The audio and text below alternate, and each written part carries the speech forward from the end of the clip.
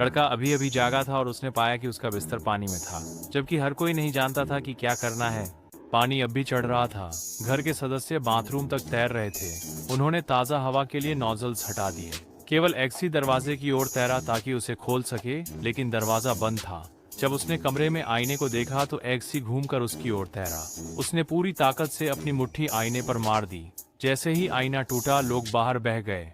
पानी। प्रशिक्षक ने घोषणा की कि वे परीक्षा में विफल हो गए थे। ये पता चला कि वे केवल अपनी खुद की बच निकलने पर ध्यान केंद्रित कर रहे थे, लेकिन वे यह नहीं देख पाए कि उनके एक रूममेट ने पहले ही अपनी जान गंवा दी थी। ये पता चला कि वे गुप्त बनने के लिए प्रशिक्षण ले रहे थे। एजेंट्स। केवल सर्वश्रेष्ठ ही एजेंट्स बन सकते हैं। दूसरा परीक्षण रडार द्वारा पता लगाए बिना एक निर्धारित लक्ष्य पर उतरना था।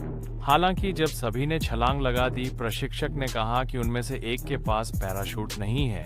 एक एक करके घबराई हुई भीड़ ने अपने पैराशूट खोले। एक्सी ने उस एक को पकड़े रखा जिसने पैराशूट नहीं खोला। अंततः उन दोनों ने बिना किसी घटना के जमीन पर लैंड किया। अंतिम कार्य तीनों के लिए एक महिला से जानकारी प्राप्त करना था। हालांकि तीनों वाइन पीने के बाद बेहोश हो गए। एक्सी की आंखें खुली तो उसने खुद को रेल की पटरियों से बंधा पाया।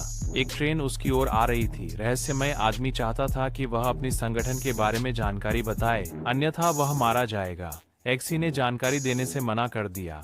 अंत में वह सिर्फ चिल्ला ही सका।